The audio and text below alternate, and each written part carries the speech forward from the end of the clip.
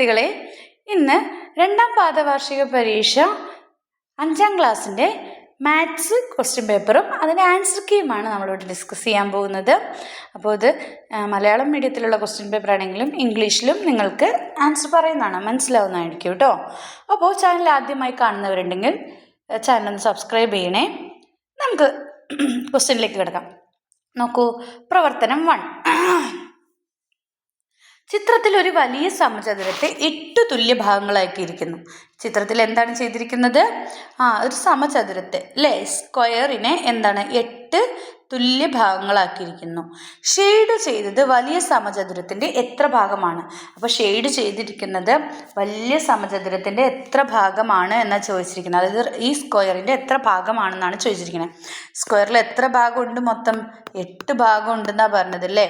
ഈ 8 ഭാഗത്തിൽ എത്രണ്ണം മാത്രമേ ഷെയ്ഡ് ചെയ്തിട്ടുള്ളൂ? ഒരെണ്ണം മാത്രമേ ഷെയ്ഡ് ചെയ്തിട്ടുള്ളൂ. അപ്പം നമ്മൾ എന്ത് എഴുതണം? 1/8. മനസ്സിലായോ? ബി ക്വസ്റ്റ്യൻ നോക്കൂ. 4 സെൻറ്റിമീറ്റർ വശമുള്ള സമചതുരം വരച്ച് അതിനെ 16 ആക്കുക. അപ്പം നിങ്ങളോട് 4 സെൻറ്റിമീറ്റർ വശങ്ങളുള്ള സമചതുരം വരച്ചിട്ട് എന്താക്കാനാണ് പറഞ്ഞിരിക്കുന്നത്? അതിനെ 16 സമഭാഗങ്ങളാക്കാനാണ് പറഞ്ഞിരിക്കുന്നത്. ഇതുപോലെ 16 എണ്ണം നിങ്ങൾ എന്ത് ചെയ്യണം? വരയ്ക്കണം. ഇതിപ്പോൾ 8 അല്ലേ, അപ്പം നിങ്ങൾ ഇങ്ങനത്തെ 16 എണ്ണമായിട്ട് വരയ്ക്കണം എന്നാണ് പറഞ്ഞിരിക്കുന്നത്. ഇങ്ങനെയൊക്കെ ആക്കിയിട്ട് 16 സമഭാഗങ്ങളാക്കി വരയ്ക്കണം എന്നാണ് പറഞ്ഞിരിക്കുന്നത് അല്ലേ. 16 സമഭാഗങ്ങളാക്കുക. 4 സെൻറ്റിമീറ്റർ അത് നിങ്ങൾ വരയ്ക്കുക. അപ്പോൾ 16 സമഭാഗങ്ങളാക്കിയിട്ട് അതിനെ വരയ്ക്കണം. മനസ്സിലായോ? അതായത് അപ്പം മുകളിൽ എത്ര എണ്ണം വരും? 8 എണ്ണം വീതം, താഴെയും 8 എണ്ണം. 8 8 16. മനസ്സിലായോ മക്കളെ? ഇനി സി നോക്കൂ. നിങ്ങൾ വരച്ച സമചതുരത്തിൻ്റെ 1/2 ഭാഗം ഷെയ്ഡ് ചെയ്യുക. അപ്പോൾ എന്താ നിങ്ങൾ ചെയ്യേണ്ടത്? ഇതുപോലെ മൊത്തം 8 എണ്ണം വരച്ച് മുകളിൽ 8 താഴെ 8 വെച്ചിട്ട് 16 എണ്ണം വരച്ച ശേഷം നിങ്ങൾ എത്ര ഷെയ്ഡ് ചെയ്യാനാണ് പറഞ്ഞിരിക്കുന്നത്? ആ സമചതുരത്തിൻ്റെ 1/2 ഭാഗം ഷെയ്ഡ് ചെയ്യുക. അതായത് മുകളിൽ മുഴുവൻ 8 ഭാഗവും നിങ്ങൾ എന്ത് ചെയ്യണം? ഷെയ്ഡ് ചെയ്യുക. അത് അതിൻ്റെ അരഭാഗവും നിങ്ങൾ എന്ത് ചെയ്യണം? ഷെയ്ഡ് ചെയ്യണം. ഹാഫ് പോർഷനും നിങ്ങൾ എന്ത് ചെയ്യണം? ഷെയ്ഡ് ചെയ്യണം. ഈ ക്വസ്റ്റ്യൻ നോക്കൂ. 3/4 ഭാഗത്തിന് തുല്യമല്ലാത്തത് താഴെ തന്നിട്ടുള്ളവയിൽ ഏതാണ്? 3/4 എന്നതിന് തുല്യമല്ലാത്തത് ഏതാണെന്നാണ് ചോദിച്ചിരിക്കുന്നത്. തുല്യമല്ലാത്തത് ഏതായിരിക്കും? 8/12. ഏതായിരിക്കും മക്കളെ? 8/12. ബാക്കിയെല്ലാം ചെയ്യുമ്പോൾ നമുക്ക് എന്താ കിട്ടണേ? 3/4 തന്നെയാണ് കിട്ടുക അല്ലേ. ക്ലിയർ ആണോ? അപ്പോൾ തുല്യമല്ലാത്തത് ഏതാണ്? 3/4 ഭാഗത്തിന് തുല്യമല്ലാത്തത് 8/12 ആണ്. ബി ക്വസ്റ്റ്യൻ നോക്കൂ. പ്രവർത്തനം 2 നോക്കൂ. അളവുകളെ ഭിന്ന രൂപത്തിലും ദശാംശ രൂപത്തിലും എഴുതുക. അതായത് ഡെസിമലിലും ഫ്രാക്ഷനിലും എഴുതാനാണ് പറഞ്ഞിരിക്കുന്നത്. ഇവിടെ താഴെ തന്നിരിക്കുന്നത് ഫ്രാക്ഷണൽ ഫോമിലും ഡെസിമൽ ഫോമിലും എഴുതാനാണ് പറഞ്ഞിരിക്കുന്നത്. അപ്പോൾ 7 സെൻറ്റിമീറ്റർ 8 മില്ലിമീറ്റർ. എൻ്റെ question paper model question paper ഞാനിട്ട് കണ്ടിട്ടുള്ളവർക്ക് ഇത് സുഖമായിട്ട് എഴുതാം. ഇതേ മോഡലിലൊരു ക്വസ്റ്റ്യന് നമ്മൾ ഇട്ടിട്ടുണ്ടായിരുന്നു അല്ലേ. അപ്പോൾ 7 സെൻറ്റിമീറ്റർ 8 മില്ലിമീറ്റർ എന്ന് പറഞ്ഞാൽ നമ്മൾ എങ്ങനെ എഴുതുക? 8/10 ഒരു അല്ലേ. 8/10 ഒരു സംഖ്യ ഉള്ളെങ്കിൽ അടിയിൽ എത്ര ആയിരിക്കണം? 10 ആയിരിക്കണം. ഇനി ഡെസിമൽ ഫോമിൽ ദശാംശ രൂപത്തിൽ എഴുതുമ്പോൾ എങ്ങനെ എഴുതണം? 7.8. എൻ്റെ ക്വസ്റ്റ്യൻ പേപ്പർ ഇന്നലെ കണ്ടവർക്ക് ഇത് സുഖമായി ചെയ്യാൻ പറ്റും കേട്ടോ. ഇനി 9 ലിറ്റർ 675 മില്ലി ലിറ്റർ. നോക്കൂ എങ്ങനെയാണ്. ആദ്യം 9 എഴുതുക. 675 എന്നുള്ളത് മുകളിൽ എഴുതുക അല്ലേ. ബൈ ഇവിടെ എത്ര നമ്പർ ഉണ്ട് മുകളിൽ? 3 എണ്ണം. അപ്പോൾ നമ്മൾ താഴെ എത്ര 0 ഇടണം? 3 0 ഇടണം. അപ്പോൾ 675 ഡിവൈഡഡ് ബൈ 1000 അല്ലേ. 9 675 ഡിവൈഡഡ് ബൈ 1000 ലിറ്റർ എന്നാണ് നിങ്ങൾ എഴുതേണ്ടത്. അപ്പോൾ അതിൻ്റെ ഡെസിമൽ ഫോം എങ്ങനെ വരും? 9.30 ഉള്ളത് കൊണ്ട് പോയിന്റിന് ശേഷം എത്ര നമ്പർ വരണം? 3 നമ്പർ അല്ലേ. 9.675 ലിറ്റർ. ഓക്കെ അല്ലേ മക്കളെ? ഇനി അടുത്ത ക്വസ്റ്റ്യൻ നോക്കൂ. 7 കിലോഗ്രാം 125 ഗ്രാം. അതെങ്ങനെ എഴുതുക? ഞാൻ ഇവിടെ എഴുതാം കേട്ടോ. അത് സ്ഥലമില്ലാത്തതുകൊണ്ട് എൻ്റെ ഫ്രാക്ഷണൽ രൂപം ഇവിടെ എഴുതുകയാണ്. 7 എത്രയാണ്? 125 ഡിവൈഡഡ് ബൈ ഞാൻ പറഞ്ഞു 3 സംഖ്യയാണെങ്കിൽ എത്ര വരണം? 1000 വരണം എന്ന് പറഞ്ഞു. 1000 കിലോഗ്രാം. കിലോഗ്രാമിലേക്ക് മാറ്റിയല്ലേ. അപ്പോൾ നമ്മളിവിടെ എന്തിടും? 7.30 ഉണ്ട് അല്ലേ. 125 7.125 എന്നാണ് ഡെസിമൽ ഫോം എഴുതേണ്ടത്. അടുത്തത് നോക്കൂ, 4 മീറ്റർ 85 സെൻറ്റിമീറ്റർ. അപ്പോൾ നമ്മൾ അതിനെങ്ങനെ എഴുതും? 4 85 2 നമ്പറുള്ളത്. അപ്പോൾ നമ്മളിവിടെ എത്ര ആയിരിക്കും?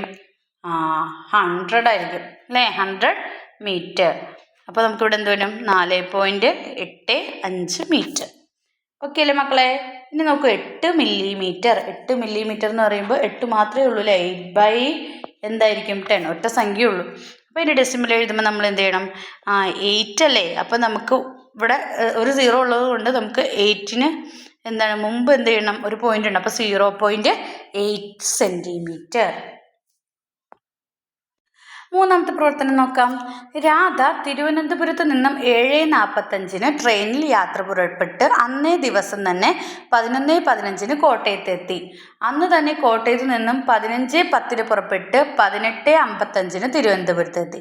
അപ്പോൾ തിരുവനന്തപുരത്ത് നിന്നും 7:45 തുടങ്ങിയിട്ട് എപ്പോഴെത്തിയത്?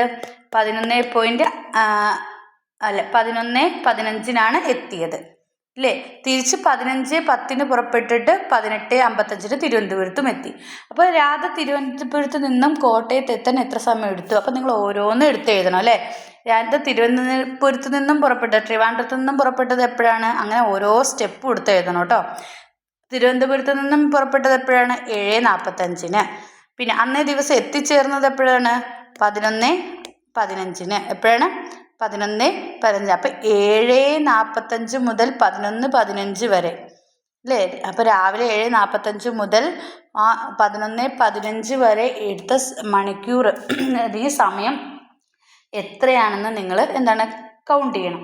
അപ്പോൾ എത്രയായിരിക്കും? നമുക്കറിയാം 7:45 അല്ലേ. അപ്പോൾ 8:45 9:45 10:45. അപ്പം തന്നെ എത്രയായി? 3:30. പിന്നെ എല്ലാത്തിൻ്റെയും 15 വെച്ച് കൂട്ടുമ്പോൾ എത്രയായിരിക്കും നമുക്ക് കിട്ടണം? 3:30 മണിക്കൂർ. എത്രയാണ് കിട്ടുക? 3:30 മണിക്കൂർ. അപ്പോൾ ഇത് ഒന്നെങ്കിൽ നിങ്ങൾക്ക് എന്താ എഴുതാം? 3:30 മണിക്കൂർ എന്ന് എഴുതാം. 3:30 അവേഴ്സ് അല്ലേ. അല്ലെങ്കിലോ 3:30 മണിക്കൂർ അല്ലെങ്കിൽ എന്താണ്? 3:30 മണിക്കൂർ അല്ലെങ്കിൽ എന്താണ്? 3:30 ഒരു മണിക്കൂറിന് എത്ര മിനിറ്റാണ്? 60 മിനിറ്റാണ് അല്ലേ. ഒരു മണിക്കൂർ 60 മിനിറ്റ് ആകുമ്പോൾ 60 + 60 + 60 പ്ലസ് എത്രയാണ്? അരമണിക്കൂർ എത്രയായിരിക്കും? 30 അല്ലേ. അപ്പം മൊത്തം എത്രയായിരിക്കും? 60 60 120 120 60 അങ്ങനെ കൂട്ടി എഴുതുക. കൂട്ടി എഴുതുമ്പോൾ നിങ്ങൾക്ക് എത്ര കിട്ടും? 210 മിനിറ്റ്. എങ്ങനെ വേണമെങ്കിലും നിങ്ങൾക്ക് എഴുതാം. അപ്പോൾ ഇതിൻ്റെ ആൻസർ എത്രയായിരിക്കും? മനസ്സിലായോ മക്കളെ? അപ്പോൾ 7:45 മുതൽ 11:15 വരെ എത്ര സമയം എടുത്തു എന്ന് നിങ്ങൾ കൗണ്ട് ചെയ്ത് നോക്കിയാലും മതി. ഓക്കെ അല്ലേ. അപ്പോൾ ഇതിൻ്റെ ആൻസർ നിങ്ങൾ എഴുതേണ്ടത് എങ്ങനെയാണ്? ആൻസർ മാത്രം ഞാൻ എഴുതിത്തരാം. എപ്പോഴാണ്? 3:30 മണിക്കൂർ അല്ലെങ്കിൽ എത്രയാണ്? 3:30 മണിക്കൂർ അല്ലെങ്കിൽ 210 മിനിറ്റ്. ഓക്കെ അല്ലേ. ഇനി ബി, കോട്ടയത്ത് നിന്നും തിരുവനന്തപുരത്തേക്കുള്ള യാത്രക്കുള്ള സമയം ഇതുപോലെ തന്നെ തിരിച്ചല്ലേ. അപ്പോൾ എന്താണ്? കോട്ടയത്ത് നിന്ന് എപ്പോഴാണ് പുറപ്പെട്ടത്? 15:10. അപ്പോൾ അതെടുത്ത് എഴുതുക. പിന്നെ തിരുവനന്തപുരത്ത് എത്തിയപ്പോഴാണ്? 18:55. അപ്പോൾ 15:10 മുതൽ 18:55 വരെയുള്ള സമയം നോക്കുക. 18:55 എന്ന് പറഞ്ഞാൽ എങ്ങനെയായിരിക്കും അല്ലേ. അപ്പോൾ 18:55 തിരുവനന്തപുരത്ത് എത്തി. അപ്പോൾ എത്ര സമയമായിരിക്കും? ഇതേപോലെ നോക്കിയാൽ മതി. അപ്പോൾ എത്ര നിങ്ങൾക്ക് കിട്ടും? 3/4 എത്രയാണ്? മണിക്കൂർ, അവേഴ്സ്. 3.25 മണിക്കൂർ, അതായത് 225 മിനിറ്റ്. ബി ക്വസ്റ്റ്യൻ എന്താ വരുന്നത്? ഒന്നെങ്കിൽ 3/4 അവേഴ്സ് 3.25 മണിക്കൂർ അല്ലെങ്കിൽ എന്താണ്? 225 മിനിറ്റ്. ഇതാണ് ബിയുടെ ആൻസർ. ഇതാണ് ബിയുടെ ആൻസർ. ഇതാണ് എയുടെ ആൻസർ. ഓക്കെ അല്ലേ. 3.5 മണിക്കൂർ അവിടെ, ഇങ്ങോട്ട് 3.25 മണിക്കൂർ, അതായത് 225 മിനിറ്റ് ആണ് എടുത്തത്. ക്ലിയർ ആണല്ലോ. ഇനി അങ്ങോട്ടും ഇങ്ങോട്ടും കൂടി ട്രെയിൻ യാത്രയ്ക്ക് ആകെ എത്ര സമയം എടുത്തു? അപ്പോൾ രണ്ടും കൂടെ കൂടി കൂട്ടിയാൽ മതി. 3/4 കൂടി കൂട്ടിയാൽ മതി. അപ്പോൾ നമുക്ക് എത്ര കിട്ടും ആൻസർ? രണ്ടും കൂടെ കൂടി പ്ലസ് ചെയ്യാം. ഞാൻ സ്ഥലമില്ലാത്തതുകൊണ്ട് അതൊന്നും പ്ലസ് ചെയ്യാണ്ട് വിടുകയാണ് കേട്ടോ. നിങ്ങൾ എന്താ ചെയ്യേണ്ടത്? 3.5 പ്ലസ് എത്രയാണ്? 3/4 കൂടി പ്ലസ് ചെയ്താൽ മതി. അപ്പോൾ നമുക്ക് എത്ര കിട്ടുക? 7/1/4. ആൻസർ എന്താണ്? 7/1/4. അപ്പോൾ സിയുടെ ആൻസർ 7/1/4 മണിക്കൂറാണ്. അതായത് 435 മിനിറ്റ് ആണ്. എത്രയാണ്? 435 മിനിറ്റ്. ഒരു മണിക്കൂർ എന്ന് പറഞ്ഞാൽ 60 മിനിറ്റ് ആണല്ലോ. അപ്പോൾ 7 മണിക്കൂർ എന്ന് പറയുമ്പോൾ എത്രയായി? +100. അപ്പോൾ 435 മിനിറ്റ് ആണ് എടുത്തത്. ഡി ക്വസ്റ്റ്യൻ നോക്കൂ. ഒരു ക്ലോക്കിലെ സെക്കൻഡ് സൂചി 1-ൽ നിന്ന് തുടങ്ങി ഒരു പ്രാവശ്യം കറങ്ങി വീണ്ടും 1-ലെത്താൻ എത്ര സമയമെടുക്കും? എത്ര സമയം എടുക്കും? ഒരു മിനിറ്റ് എന്ന് പറഞ്ഞാൽ എത്രയാണെന്ന് നമ്മൾ പറഞ്ഞേ? 60 സെക്കൻഡാന്ന് പഠിച്ചിട്ടുണ്ട് അല്ലേ? ഒരു മിനിറ്റ് എന്ന് പറയുന്നത് എത്രയാണ്? 60 സെക്കൻഡാണ്. അപ്പോൾ എത്ര എടുക്കണത്? 60 സെക്കൻഡ് അല്ലേ? ഒരു ക്ലോക്കിലെ സെക്കൻഡ് സൂചി 1-ൽ നിന്ന് തുടങ്ങി ഒരു പ്രാവശ്യം കറങ്ങി വീണ്ടും എത്താൻ ഒന്നെങ്കിൽ 1 മിനിറ്റ് എന്ന് എഴുതാം, അല്ലെങ്കിൽ 60 സെക്കൻഡ്. 1 മിനിറ്റ് അല്ലെങ്കിൽ 60 സെക്കൻഡ് എന്ന് എഴുതാം. ഓക്കെ. ഇനി ഒരു മിനിറ്റ് എന്ന് എഴുതിയാലും ആൻസർ ശരിയാണ്, 60 സെക്കൻഡ് എന്ന് എഴുതിയാലും ആൻസർ ശരിയാണ് കേട്ടോ. ഇനി ഈ ക്വസ്റ്റ്യൻ നോക്കൂ. 18.55 തുല്യമായ സമയം താഴെ കൊടുത്തിരിക്കുന്നവയിൽ ഏതാണ്? 6.55 PM. ഏതാണ്? 6.55 PM. ഇതാണ് ശരിയായ ഉത്തരം. 18.55 തുല്യം 6.55 PM ആണ്. നിങ്ങൾക്കറിയാം അല്ലേ? 12 മണി കഴിഞ്ഞ ശേഷം നമ്മൾ 1 മണിന്ന് പിന്നെ നമ്മുടെ സമയം അനുസരിച്ച് പറയാം അല്ലേ? അപ്പോൾ 12 മണിക്ക് ശേഷം 1 മണീനെ നമ്മൾ 13 എടുക്കും, 2 മണീനെ 14, 3 മണീനെ 15, 4 മണീനെ 16, 5 മണീനെ 17, 6 മണീനെ 18. കണ്ടോ? പ്രവർത്തനം 4 നോക്കൂ. ആക്ടിവിറ്റി 4. 3 കിലോഗ്രാം പഞ്ചസാര 4 പാക്കറ്റുകളിൽ തുല്യമായി നിറച്ചാൽ ഒരു പാക്കറ്റിൽ എത്ര കിലോഗ്രാം പഞ്ചസാര ഉണ്ടാവും? അപ്പോൾ മൊത്തമുള്ളത് എത്ര പാക്കറ്റാണ്? 4 പാക്കറ്റ് അല്ലേ? 3 കിലോഗ്രാം പഞ്ചസാരയാണ് ഉള്ളത്. അത് തുല്യമായിട്ട് എത്രയിൽ വീതിക്കണം? 4 എണ്ണത്തിൽ വീതിക്കണം. അപ്പോൾ എത്രയായിരിക്കും? മൊത്തം എത്രയുണ്ട്? 4 അല്ലേ? അപ്പം ഇതേപോലെ ഇതൊക്കെ നമ്മൾ ചെയ്ത മോഡൽ ക്വസ്റ്റ്യൻ ആണല്ലേ? 3/4 കിലോഗ്രാം ആയിരിക്കും. ഇതേപോലത്തെ ക്വസ്റ്റ്യൻസ് നമ്മൾ ചെയ്തിട്ടുണ്ട് അല്ലേ? 4 ഉണ്ട് അല്ലേ? 4 പാക്കറ്റിലാണ് ആക്കേണ്ടത്.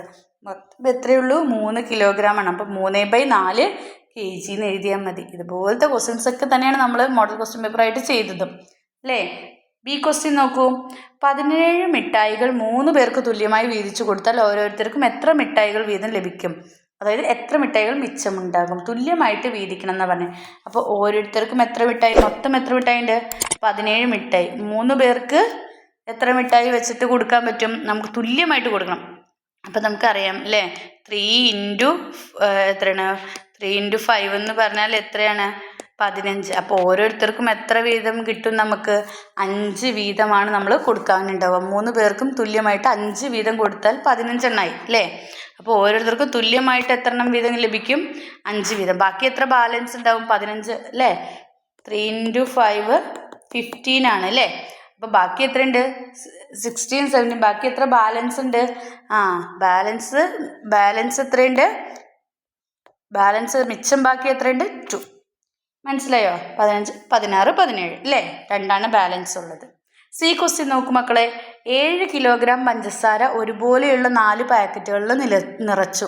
ഒരു പാക്കറ്റിൽ എത്ര കിലോഗ്രാം പഞ്ചസാര ഉണ്ടാകും? പഞ്ചസാരയുടെ ഭാരം, എണ്ണൽ സംഖ്യയും ഭിന്നസംഖ്യയും ചേർന്ന രൂപത്തിൽ എഴുതുക എന്നാണ് പറഞ്ഞിരിക്കുന്നത്. അപ്പോൾ 7 കിലോഗ്രാം പഞ്ചസാര ഒരുപോലെയുള്ള 4 പാക്കറ്റിലാണെങ്കിൽ നമ്മളിപ്പോൾ മോളി ചെയ്ത പോലെ തന്നെ എത്രയാണ്? 7/4 എന്ന് എഴുതാം അല്ലേ? പിന്നെ എന്താ പറഞ്ഞേക്കണേ? ഒരു പാക്കറ്റിൽ എത്ര കിലോഗ്രാം പഞ്ചസാര ഉണ്ടാവും? 7/4. പഞ്ചസാരയുടെ ഭാരം, എണ്ണൽ സംഖ്യയും ഭിന്നസംഖ്യയും ചേർന്ന രൂപത്തിൽ, അതായത് മിക്സഡ് ഫ്രാക്ഷനിൽ എഴുതാനാണ് പറഞ്ഞിരിക്കുന്നത്. അത് എങ്ങനെയാണ് നമ്മൾ എഴുതുക? 1 എത്ര എഴുതും? 4 അല്ലേ? അതായത് 1 × 4 4, പിന്നെ 4 + 5 6 7 അല്ലേ? ഈ 7 കിട്ടുന്ന രീതിയിൽ വേണം നമ്മൾ ചെയ്യാൻ. മനസ്സിലായല്ലോ? 7 കിട്ടാൻ 1 × 4 4ൻ്റെ കൂടെ 3 കൂട്ടിക്കഴിഞ്ഞാൽ 7 കിട്ടും. അപ്പം നമ്മൾ മിക്സഡ് ഫ്രാക്ഷനിലേക്ക് മാറ്റണം. 1 3/4. മനസ്സിലായല്ലോ? അപ്പം എണ്ണൽ സംഖ്യയും ഭിന്നസംഖ്യയും ചേർന്ന രൂപത്തിൽ നമ്മൾ എഴുതി. എങ്ങനെയാണ്?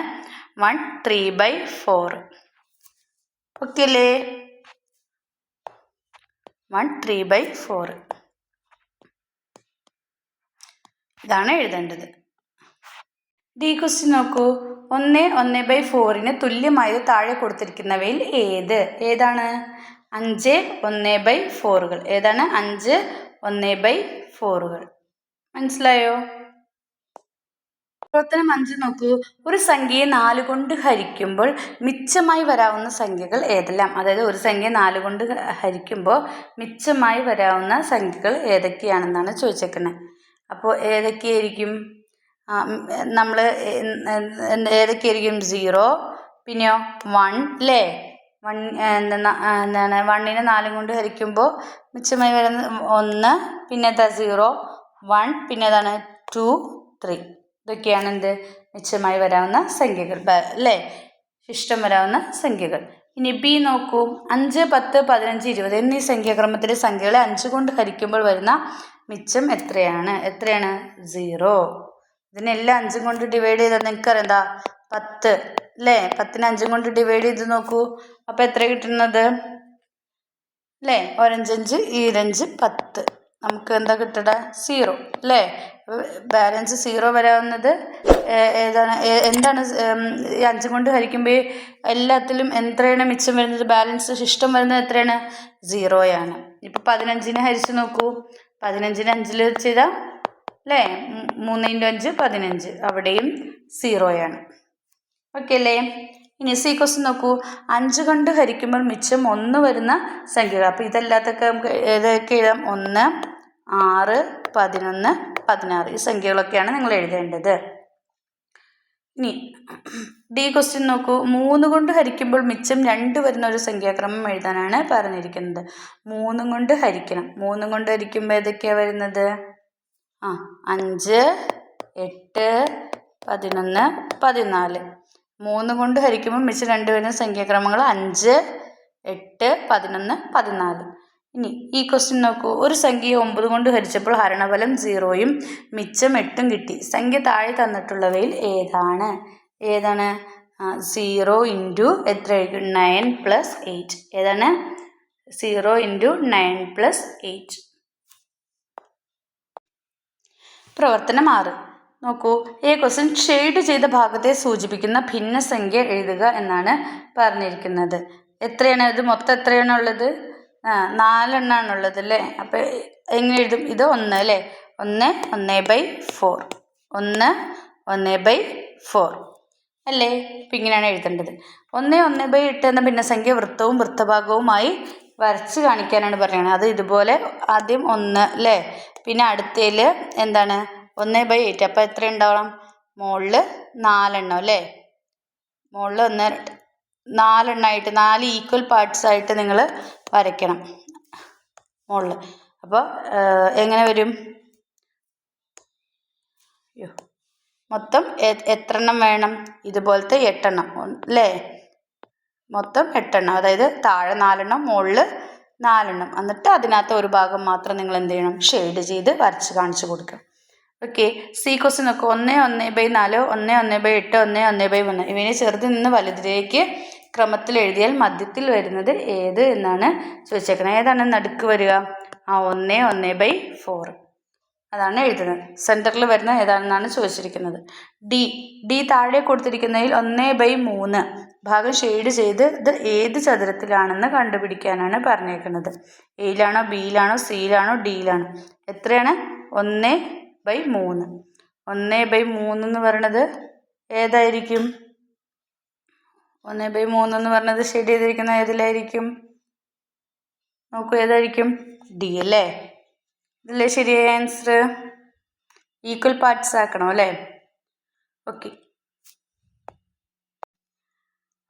പ്രവർത്തനം 7 നോക്കൂ. ഒരു വർഷത്തെ ഡിസംബർ മാസത്തിൽ 4 ഞായറാഴ്ചകളും 5 ശനിയാഴ്ചകളും ഉണ്ട്. അപ്പോൾ ഡിസംബർ മാസം 31-ാം തീയതി ഏത് ദിവസമാണ്? ഒരു ഡിസംബർ മാസത്തിൽ 4 ശനിയാഴ്ചകളും 5 ശനിയാഴ്ചകളും ഉണ്ടെന്നാണ് പറയുന്നത്. അപ്പോൾ ഡിസംബർ 31-ാം തീയതി ഏത് ദിവസമായിരിക്കും? ശനി. ഏതാണ്? ശനിയായിരിക്കും. ഡിസംബർ മാസം 1-ാം തീയതി ഏത് മാസമായിരിക്കും? വ്യാഴം. ഏതാണ്? വ്യാഴം. അപ്പോൾ ഡിസംബർ മാസം 31-ാം തീയതി സാറ്റർഡേ, ഡിസംബർ മാസം 1-ാം തീയതി തേഴ്സ്ഡേ, ഇത് സാറ്റർഡേ. ഡിസംബർ മാസത്തിൽ ഏതെല്ലാം ദിവസങ്ങൾ 5 എണ്ണം വീതമുണ്ട്? ഏതൊക്കെ ദിവസങ്ങളായിരിക്കും 5 എണ്ണം വീതം ഉള്ളത്? ഏതൊക്കെയായിരിക്കും? വ്യാഴം, വെള്ളി, ശനി, അല്ലേ? ഏതൊക്കെ? Thursday, Friday, Saturday. ഇതാണെന്ത് ഡിസംബർ മാസത്തിൽ 5 ദിവസങ്ങൾ വീതം ഉള്ളത്. ഇനി ഡി ക്വസ്റ്റ്യൻ നോക്കൂ. താഴെ കൊടുത്തിരിക്കുന്നവയിൽ അതിവർഷമല്ലാത്തത് ഏതാണ്? 2018. ഏതാണ്? 2018. ഇത്രയൊക്കെയാണ് നിങ്ങളുടെ ആക്ടിവിറ്റീസ് ഉള്ളത്. എക്സാം എളുപ്പമായിരുന്നു എന്ന് വിചാരിക്കുന്നു. എല്ലാവരും നന്നായിട്ട് എഴുതിയിട്ടുണ്ടാവും എന്ന് വിചാരിക്കുന്നു. അപ്പോൾ നിങ്ങൾക്ക് ഈ വീഡിയോ ഇഷ്ടമായെങ്കിൽ നിങ്ങൾ ലൈക്ക് ചെയ്യുക, ഷെയർ ചെയ്യുക. ചാനൽ സബ്സ്ക്രൈബ് ചെയ്യാത്തവരുണ്ടെങ്കിൽ സബ്സ്ക്രൈബ് ചെയ്യുക. അപ്പോൾ then see you again. Thank U.